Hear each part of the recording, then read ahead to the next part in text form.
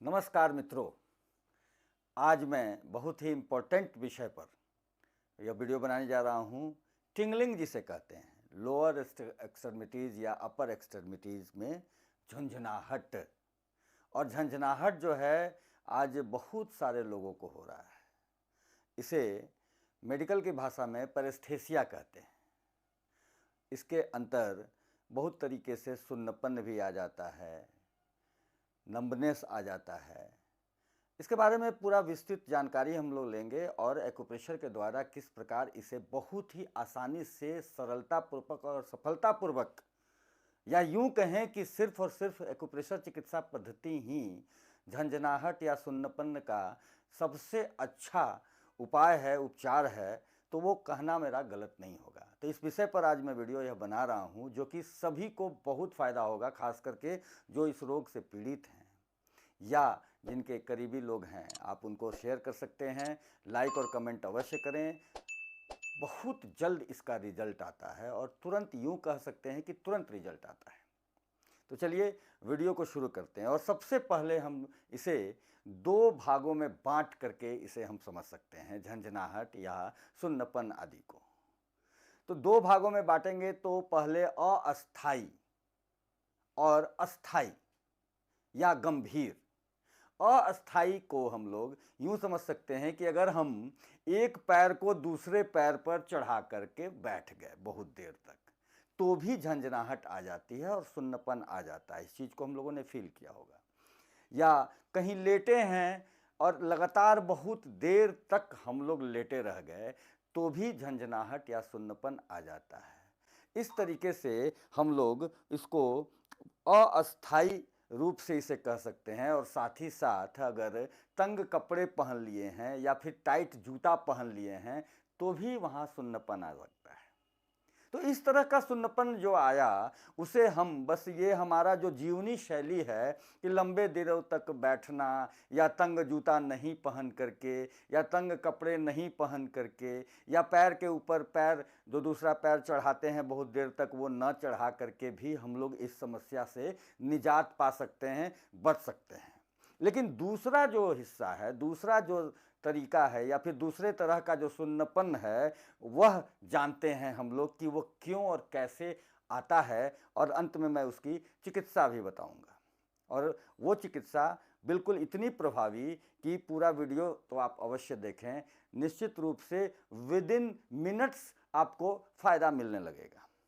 तो मधुमेह, मधुमेह मतलब डायबिटीज़ अगर किसी व्यक्ति को है, तो भी सुन्नता आने की संभावना बढ़ जाती है। किसी को विटामिन की कमी हो रही है, B12, B6 या D3, जो तंत्रिका तंत्र को वो बहुत ही रेगुलेट करता है और उससे संबंध रखता है, उसकी कमी भी हमें सुन्नता प्रदान करती है। झंझनाहट हमको होने की संभावना बढ़ जाती है। साथ ही साथ थायराइड का भी इसमें बहुत बड़ा रोल है। हाइपोथायराइडिज्म की स्थिति में भी हमारे शरीर में सुन्नता आ जाती है। शराब की लत, अगर शराब हम बहुत ज़्यादा पीते हैं तो भी सुन्नता आ जाती है। संक्रमण है, अगर संक्रमण की स्थिति में भी सुन्नता आती है। नशीली दवाओं का सेवन करना या स्ट्रोक लगने के कारण किसी एक हिस्से में, हमारे एक तरफ के हिस्से, बाह में, पैर में, ये सुन्नता आ जाती है। नंबनेस, अगर नस कहीं दब रहा है तो नंबनेस के कारण भी सुन्नता देखने को मिलता है। साथ ही स्वप्रतिरक्षी बीमारी, मल्टीपल स्क्लेरोसिस, जो केंद्रीय तंत्रिका तंत्र प्रभावित करता है, इसके कारण भी हमें यह सब चीज़ देखने को मिलता है। नस के दबने के कारण, रीढ़ की हड्डी हो, कमर हो, कहीं पर भी अगर नस दब रहा है, मतलब दो हड्डियों के बीच में नस जो गुजरती है, अगर दो हड्डियों के बीच में स्पेस कम होता है तो नस दबता है और धीरे धीरे वह दर्द के बाद परिणित होकर के झिंझनाहट और सुन्नता में परिवर्तित हो जाता है। ये सारी गंभीर रूप से स्थितियां हैं। इसके साथ साथ सुई का चुभना जैसा अनुभव होना, जैसे कोई सुई चुभ रही हो, झंझनाहट या जलन, तलवे या हाथों की अंगुलियों में तेज जलन, मांसपेशियों में कमजोरी। अब इस तरह की जो समस्याएं हैं उससे हम लोग सभी जूझ रहे हैं। तो इसका सबसे अच्छा उपाय है कि अपने जीवन शैली में सबसे पहले तो पोजीशन बदल दें। जीवन शैली में जिस प्रकार अच्छे ढंग से रहना है, खान पान आदि का प्रयोग करें। कंप्यूटर पर काम कर रहे हैं, कंप्यूटर पर अगर काम कर रहे हैं तो सही पोस्चर में बैठें, अपने हाइट के अनुसार कुर्सी और कंप्यूटर का जो फ्रंट जो स्क्रीन है उसकी बराबरी में रखें, तो कई तरीके से हम लोग बचाव हो सकता है। लेकिन अब मुख्य रूप से मैं बताता हूँ एक्यूप्रेशर बिंदुओं के बारे में। अब ये एक्यूप्रेशर बिंदुएं इतनी लाभकारी हैं कि पहले मैं बिंदु बताता हूँ, साथ साथ उस पर क्या करना है ये सारी बातें भी मैं बताते चलता हूँ। यह P6 है और P6 बिंदु पर ठीक यहाँ से इस तरीके से हम लोग देख सकते हैं, ये कलाई का लाइन है। इस कलाई के लाइन से 3 उंगली ऊपर, 3 उंगली ऊपर है, ये बिंदु मैंने लगा रखा है और यह बिंदु P6 है। इस P6 बिंदु पर हम लोगों को हाथों से आराम से दबाव देना है। साथ ही साथ TW5, यह TW5 है, यहाँ भी एक कलाई का जोड़ है, इससे भी 3 उंगली नीचे, ये बिंदु मैं पहले लगा चुका हूँ, ठीक बीचों बीच ही आता है। ये TW5 है। इस TW5 पर हम लोगों को दबाव देना है और इस पर हम लोग लेजर से भी दबाव दे सकते हैं। इस बिंदु पर घड़ी में खोल देता हूँ। इस बिंदु पर लेजर से हम लोग दबाव दे सकते हैं। इसका मेजरमेंट भी यह कलाई जोड़ के 3 उंगली नीचे आएगा। ठीक है, इस बिंदु पर हम लोगों को दबाव देनी है। इसके बाद ये हमारा LI4, मैं पहले भी कई बार बता चुका हूँ LI4 के बारे में। इस प्रकार हम लोग हथेली को इस प्रकार बनाएंगे। यहाँ जो माउंट बनता है, इस माउंट पर हम लोगों को इस लेजर पेन से, ये लेजर पेन इस प्रकार ऑन होता है और इसमें पावर बढ़ते हैं और यहाँ पर रख करके हम लोग इस पॉइंट पर हम लोग 2 मिनट तक ले सकते हैं या फिर पेंजिमी से भी दबाव इस पर दे सकते हैं। ये बिंदुएं हाथों एवं उंगलियों की शून्यता को संतुलित करता है।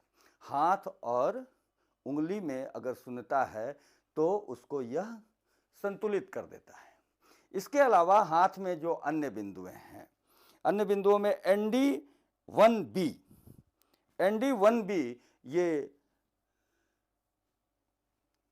इंडेक्स फिंगर है और इंडेक्स फिंगर में ये दूसरा पोर है। दूसरे पोर के ठीक कॉर्नर पर यह ND1 बिंदु है। यह हाथ पैर के स्नायु डिजेनरेशन को नियंत्रित करता है। इसके बाद अगला बिंदु है वह है AD1C।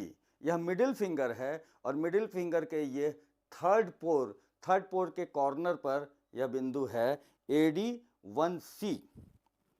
धमनियों के किसी भी कारण से बाधित हो जाने पर अगर शून्यता या झंझनाहट आ रही है तो इस बिंदु पर 1 से 2 मिनट तक इस लेजर पेन से हम लोग दे सकते हैं या पेन जिमी से भी हम लोग इस पर दबाव दे सकते हैं या फिर यह टेप है और हर घर में मेथी का दाना होता है। मेथी का दाना इस प्रकार ऐसे लगाएंगे और यह जो बिंदु मैंने बताया उस बिंदु पर इस प्रकार हम लोग चिपका करके 3 से 4 घंटे तक हम लोग इसका रखेंगे और उसके बाद हम लोग इसे खोल देंगे। बहुत अधिक फायदा करेगा। इसके साथ साथ अब कुछ बिंदुएं ऐसे हैं जो हमारे पैर में हैं, तो मैं स्क्रीन पर समझा देता हूँ। स्क्रीन पर आप देख रहे हैं यह है BL60, इसे UB60 भी कहते हैं और UB60 पैरों की तलवों की झुनझुनी के लिए बहुत ही कारगर होता है। और यहाँ आप देख रहे हैं यह हमारा टखना है और टखना से जस्ट ऊपर में UB60 का पॉइंट है। इस पॉइंट पर भी हम लोग दबाव दे सकते हैं या लेजर पेन से कर सकते हैं। इसके बाद आप देख रहे हैं ST36, यह झुनझुनी, कमजोर, थकान एवं रक्त संचरण के सुधार करने के लिए बहुत ही उपयोगी है। और यह आप देख रहे हैं यह पटेला है हम लोग का घुटना का चक्री और इससे 4 अंगुली नीचे में बाहर तरफ यह बिंदु है ST36। इस बिंदु पर हम लोगों को दबाव देना है। इसके बाद यह SP6 बिंदु है। यह नीचे टखना अंदर की तरफ अंगूठे की तरफ, ये नीचे जो टखना है इससे 4 उंगली ऊपर यह लाल निशान जो बना हुआ है यह है SP6। हाथ पैर में झुनझुनी की चिकित्सा के लिए यह अत्यंत उपयोगी हो जाती है। और इसके बाद है LI11, autonomous nervous system brain spine पर यह बहुत ही कारगर है। यह हमारे यहाँ पर यह बिंदु है, इसको हम लोग यहाँ से भी समझ सकते हैं कि ये जहाँ से ये बिंदु LY11 है और यह ऑटोनोमस नर्वस सिस्टम की समस्या को ब्रेन स्पाइन पर कार्य करता है। एक बात सिर्फ ध्यान में रखेंगे कि गर्भावस्था में जो स्त्रियां हैं उन लोगों को आप LI4 और SP6 वाला पॉइंट नहीं देना है। अब ये जो पॉइंट मैंने बताया कैटेगरी वाइज कि किस पॉइंट का किस शरीर के हिस्से पर कर फायदा होता है डायरेक्ट, और यह रिजल्ट विद इन मिनट देखने को मिलेगा। तो आप इस्तेमाल करें और लाभ लें और झंझनाहट जैसी समस्या से आप निजात पाएं। बहुत बहुत धन्यवाद के साथ मैं आप सबसे फिर एक बार रिक्वेस्ट करता हूं कि इस चैनल को सब्सक्राइब करें और वीडियो को शेयर करें ताकि सभी लोग लाभ उठा सकें।